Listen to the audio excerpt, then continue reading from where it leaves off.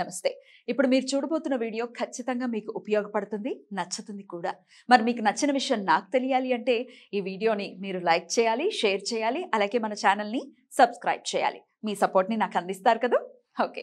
ఇప్పుడు వీడియోని స్టార్ట్ చేద్దాం. నేను మీ జయశంకర్ సిస్లా. మన పిల్లలకి పుట్టిన తేదీని అనుసరించి బలమైన సంఖ్యాబలంలో పేరు పెడదాం. సమాజానికి దేశానికి బలమైన పౌరులనిద్దాం. ఏ ఇంట్లో కూడా అర్ధాయుష్ మరణాలు లేకుండా చేద్దాం. నమస్తే, వెల్కమ్ టు అవర్ ఛానల్. నేను పద్మిని. ప్రస్తుతంతో పాటు ప్రముఖ ఆధ్యాత్మికవేత్త, ఆస్ట్రోన్యూమరాలజిస్ట్, వేదిక్ వాస్తు స్పెషలిస్ట్, శ్రీ విద్య మరియు హనుమత్ ఉపాసకులు బ్రహ్మశ్రీ డాక్టర్ శివయోగి సిస్లా జయశంకర్ గారు మనతో పాటు ఉన్నారు. మాట్లాడదాం. నమస్కారం అండి.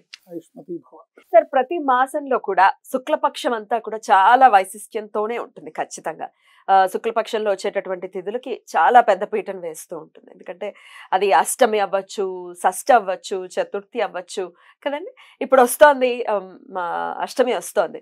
అష్టమి శుక్లపక్షానికి దుర్గాష్టమి లాగా అందరూ జరుపుకోవటం, దుర్గాదేవిని విశేషంగా కొలవటం అనేది ప్రతి శుక్లపక్ష అష్టమికి చేస్తూ ఉంటారు. అయితే ఈ 18వ తారీఖు గురువారం అష్టమి రాబోతోంది.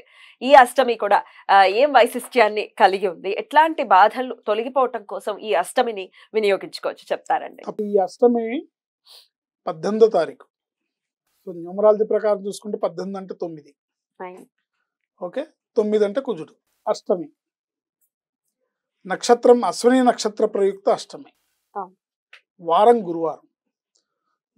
గురువారం గురు అధిపతి, అశ్విని నక్షత్రానికి కేతు అధిపతి.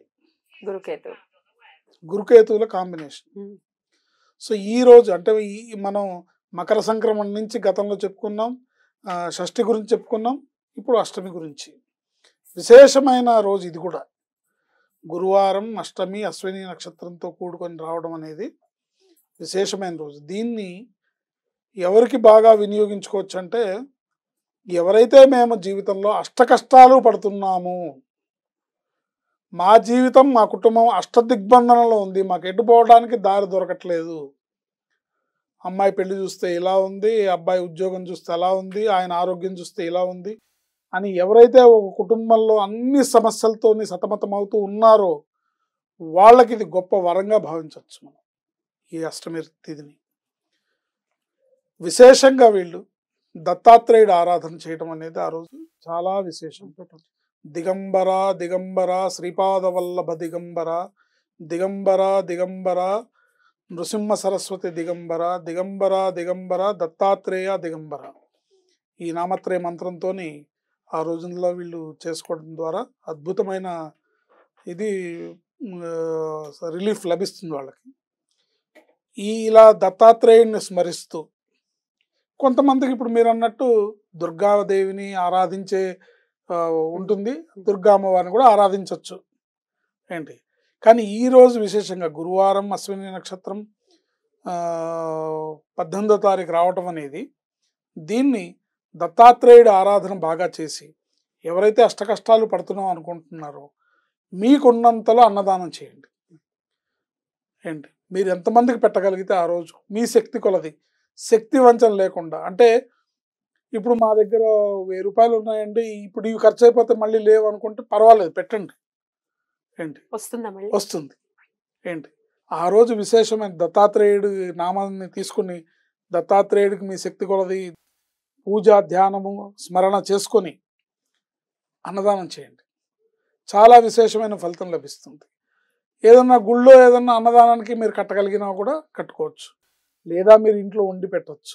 అంటే మార్గాలు అనేకం ఉంటాయి, అవి మీకు అనుకూలమైన మార్గాలను మీరు ఎంచుకోవచ్చు. ఇలాగే చేయాలి, మీరు 1000 మందికి భోజనాలు పెట్టాలి, ఇంతమందికి పెట్టాలని నేను చెప్పట్లా. మీ శక్తి కొలది మీకున్న కష్టానికి మనస్ఫూర్తిగా భగవంతుడి పాదాల దగ్గర మీ మనస్సు లగ్నం చేసి మీ కష్టాన్ని ఆయన పాదాల దగ్గర ఉంచండి. ఆయన తొక్కి పెడతాడు మీ కష్టాన్ని ఏంటి, మీకు రిలీఫ్ వస్తుంది. తప్పకుండా అన్నదానం చేయండి. ఇక మానసిక రుగ్మతలతో బాధపడేవాళ్ళు, వాళ్ళకు కూడా ఇది విశేషమైన రోజు.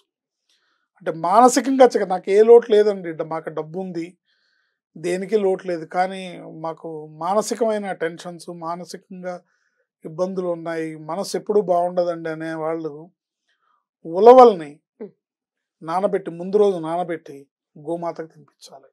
కిలోన్నర ఉలవలు, తెల్ల ఉలవలు. ఉలవల్లో కూడా 2 రకాలు ఉంటాయి, ఓ. తెల్ల ఉలవలు, నల్ల ఉలవలు అని ఉంటాయి.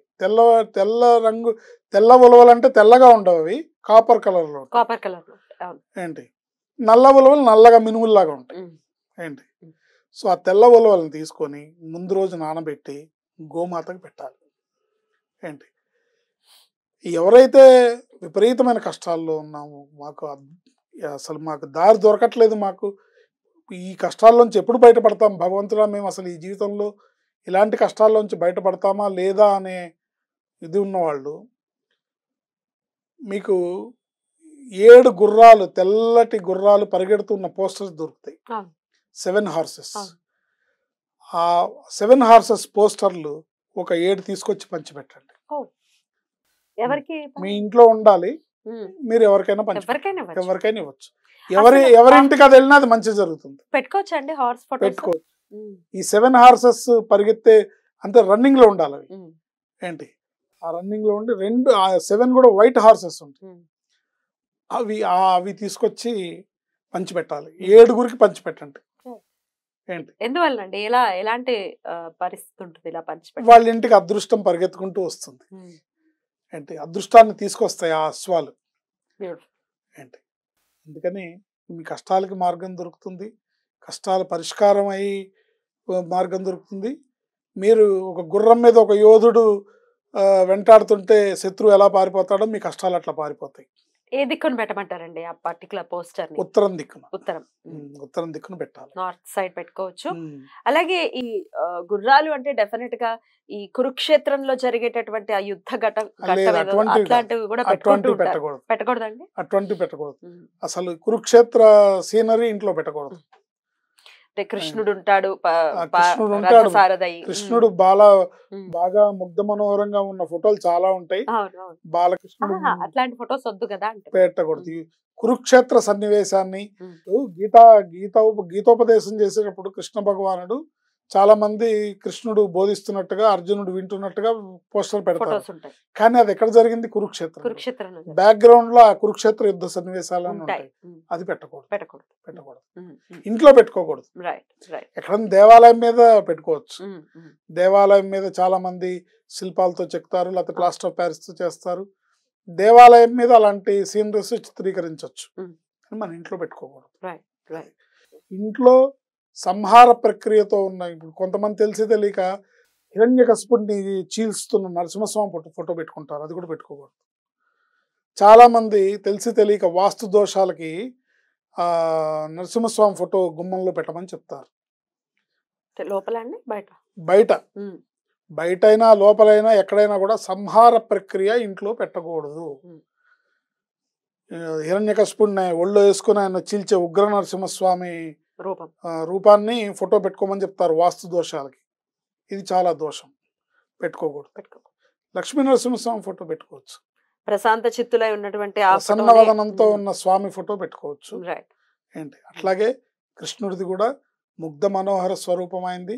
అనేక భంగిమల్లో ఆయన బాలకృష్ణుడిగా, మురళీకృష్ణుడిగా, గోవర్ధన గిరిధారి కూడా అద్భుతమైన సీన్. అలాంటి చిత్రాన్ని కూడా పెట్టుకోవచ్చు.